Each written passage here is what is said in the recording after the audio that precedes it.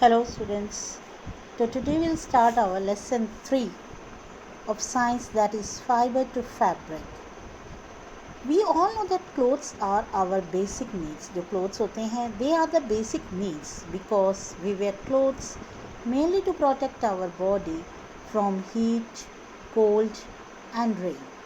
And we wear different kinds of clothes according to the climate, occupation, culture, tradition and daily needs. हम अलग अलग प्रकार के कपड़े पहनते हैं. क्यों? According to that is climate, एक मौसम के हिसाब से. हमारा ऑक्यूपेशन, जो हम काम कर रहे हैं, culture, tradition and daily needs. The clothes that we wear daily, the towels, the curtains, the bedsheet, blanket, table cloth etcetera are made from different types of fabrics. जो हम क्लोथ्स डेली यूज़ करते हैं अपने घर के अंदर, वो अलग अलग फैब्रिक्स के बने होते हैं.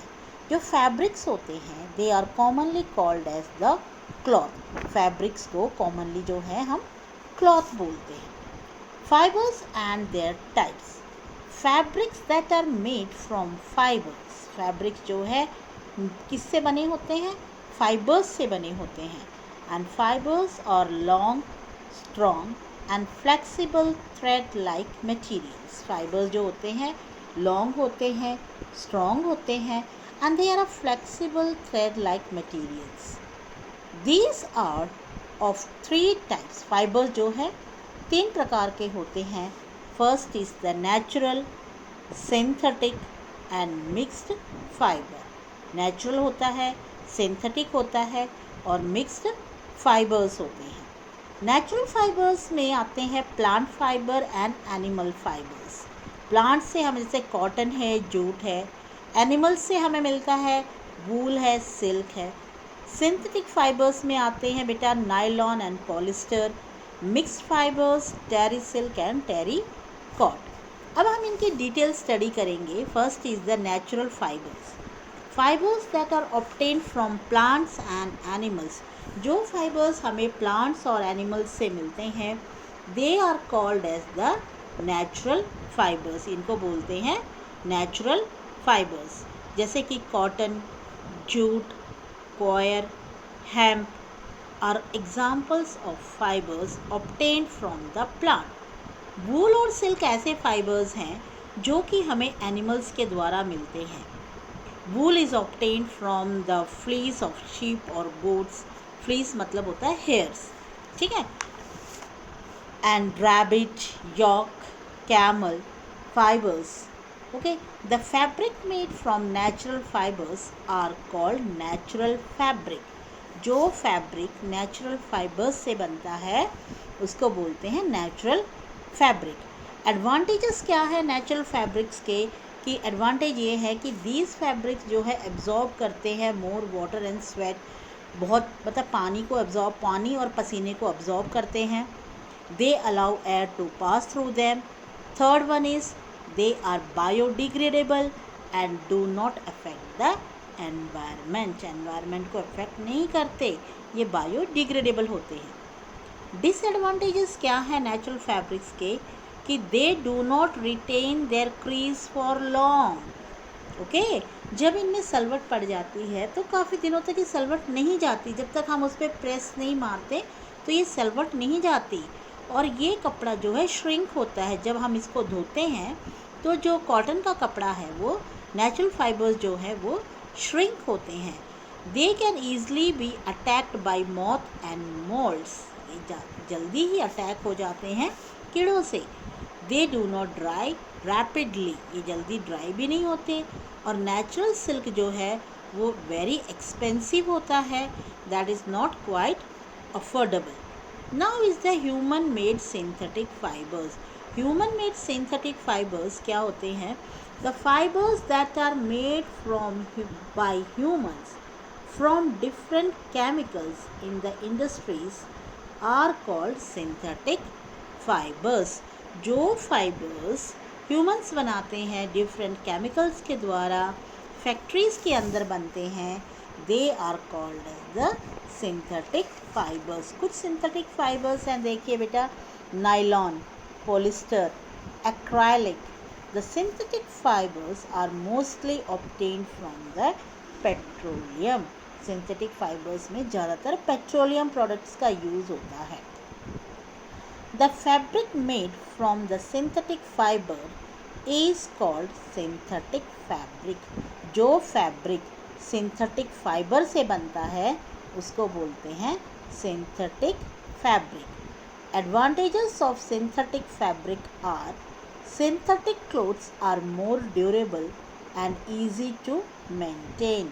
सिंथेटिक क्लोथ्स जो होते हैं ये ज़्यादा ड्यूरेबल होते हैं और इनको मेंटेन हम कर सकते हैं. They do not absorb much water, dry up fast and are wrinkle free. ये ज़्यादा पानी absorb नहीं करते, जल्दी सूखते हैं and they are wrinkle free also. Synthetic fibers are not attacked by moth and moles. Synthetic fiber जो है moths and moles के द्वारा अटैक नहीं करते. डिसएडवांटेजेस क्या है सिंथेटिक फाइबर्स के कि they do not allow the air to pass through them, hence they are not good for summers. ये जो है एयर पास नहीं करते, इसीलिए ये जो है इनको हम समर सीजन में नहीं पहन सकते. They do not absorb sweat. Sweat absorb नहीं, पसीने को ये एब्जॉर्ब नहीं करते. They can easily catch fire. ये फायर ईजिली कैच करते हैं. They are non biodegradable. ये नॉन बायोडिग्रेडेबल होते हैं. That is, do you know the chemical use in the manufacturing of synthetic fibres. जो केमिकल्स यूज़ होता है सिंथेटिक फाइबर्स को बनाने के लिए, अब क्या करते हैं वो कंपनीज, वो जो वेस्ट मटेरियल होता है, वो जो केमिकल्स होते हैं उनको वाटर बॉडीज़ में बहा देते हैं और जिससे पूरा का पूरा पानी जो है वो पॉल्यूट होता है. Now mixed fibres. Mixed fibres होते हैं the fibres made by blending natural fibres with synthetic fibre to obtain the superior and useful fibre are called the mixed fibre. जो फाइबर हम बनाते हैं ब्लेंड करके, मिक्स्ड और सिंथेटिक को blend करके, to obtain the superior and useful fibre is called the mixed fibre. इसको mixed fibre बोलते हैं. जैसे कि terrycot, terylene, okay, plus cot. Terrycot जो है टेरेलिन और कॉटन को मिक्स करके बनाया गया है. टेरी सिल्क. टेरी सिल्क जो है टेरेलिन और सिल्क को मिक्स करके बनाया गया है. टेरी वूल, टेरेलिन एंड वूल को मिक्स किया है. ये कुछ एग्जाम्पल्स हैं मिक्स्ड फाइबर्स की. अब कॉटन क्या होता है? कॉटन जो है एक सॉफ्ट फाइबर होता है that grow around the seeds of the cotton plant. जो कॉटन प्लांट की सीड्स के अराउंड ग्रो होता है. जो कॉटन प्लांट होता है ये यूजली ग्रो करता है ब्लैक सॉइल में एंड वार्म क्लाइमेट में ग्रो करता है.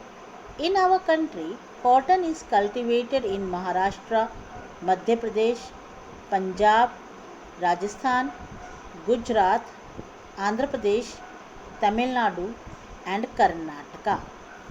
Cotton plants needs a temperature of about 25 degree Celsius. Cotton plant को टेम्परेचर की ज़रूरत होती है 25 डिग्री सेल्सियस की और रेनफॉल चाहिए इसको 60 सेंटीमीटर से 100 सेंटीमीटर के लिए ग्रोथ के लिए. और इसकी जो ग्रोथ होती है that is 1 to 2 metre in length. Cultivation of cotton in India the growing period of cotton is from March to November. हमारे भारत के अंदर जो ग्रोइंग पीरियड है कॉटन का वो मार्च से लेकर नवंबर तक का है. पहले कॉटन सीड्स को प्लांटेड किया जाता है in the early spring. Cotton seeds grow steadily and the fruits of cotton plants are called as the cotton bolls. जो फ्रूट होता है कॉटन प्लांट का उसे कॉटन बोल्स बोलते हैं. The cotton bolls grow slowly. Small seeds and cotton fibers develop. इसके अंदर small seeds और cotton fiber जो है वो develop होता है. A fully mature cotton ball is of the same size as that of the lemon. एक fully mature जो cotton ball होती है उसकी उतनी ही साइज़ होती है जितनी कि लेमन की साइज़ होती है और वो कि ब्राउन इन कलर का होता है. After maturation the cotton balls burst, mature होने के बाद जो कॉटन बॉल्स होती हैं वो बर्स्ट हो जाती हैं, ओपन हो जाती हैं, and seeds covered with the cotton fibres can be सी।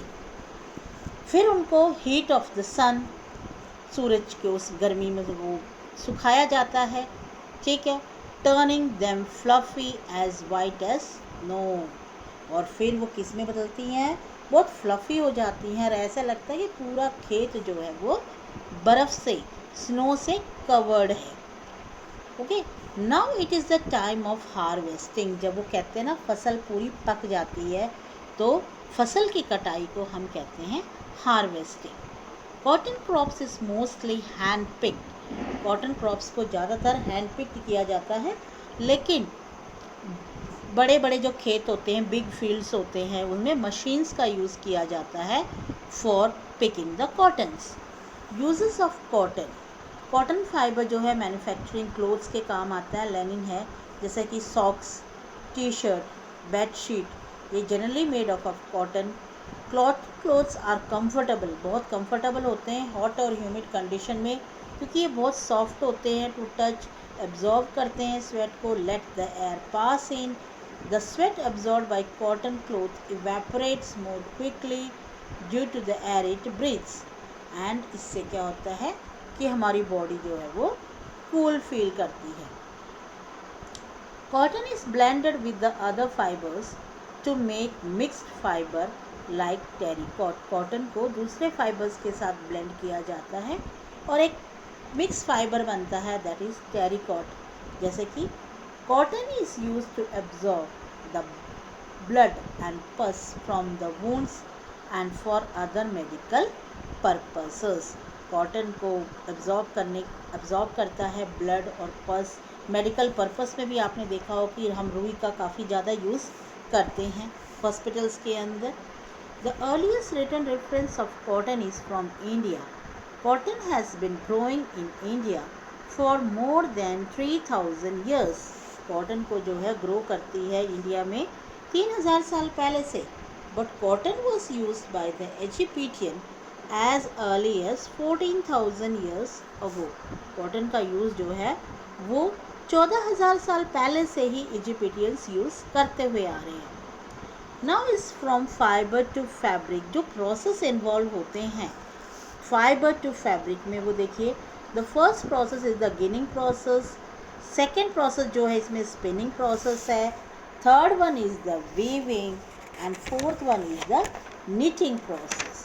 तो ये प्रोसेस जो है आपको मिलेंगे। नाउ इज़ दैट अब first one is the ginning process. Ginning process में क्या है आपका, ginning is the process of separating cotton fibres from their seeds. Ginning वो प्रोसेस है जिसमें हम सेपरेट करते हैं कॉटन फाइबर्स को, उसके सीड से सेपरेट किया जाता है। ये एक traditionally done by the hands using a steel com. Traditionally इसको स्टील कॉम के द्वारा किया जाता है, लेकिन आजकल जो है रोलर गिन्स का यूज़ किया जाता है, use for ginning. Then comes the spinning. It is the process of changing fibre into yarn. ये एक प्रोसेस होता है जिसमें फाइबर को यार्न में बदला जाता है, and spinning drawn out short fibres from the cotton wool and twisted them together into a long continuous thread, that is called the yarn. इनको लॉन्ग कंटिन्यूस थ्रेड्स में बनाया जाता है जिनको हम यार्न बोलते हैं। Then is a hand spindle और अ टकली, टकली बोलते हैं चरखा, एंड चरखा। हैंड स्पिंडल, टकली और a charkha are two hand operated devices used for spinning. ये दो ऑपरेटेड डिवाइसेस हैं जो हमारे पहले रूरल एरियाज़ में यूज़ होते थे, एंड स्टिल चरखा is used for making a thread or yarn from cotton. Spinning of yarn, that is on a large scale, is done on spinning machine. जो spinning है yarn का large scale पे, वो spinning machines के द्वारा होता है। Okay, now is that कि अब आप देखिए कि बेटा हमने इसको पढ़ लिया ना हमने इसको, कि जो फाइबर्स है, फाइबर्स जो है फ्रॉम फाइबर टू फैब्रिक, जिसमें गिनिंग प्रोसेस है, स्पिनिंग प्रोसेस है, वीविंग एंड निचिंग प्रोसेस। ये प्रोसेस तो बेटा हमने पढ़ लिया, ओके। लेकिन हमारा जो वीविंग प्रोसेस है और निचिंग प्रोसेस है ये रह गया है।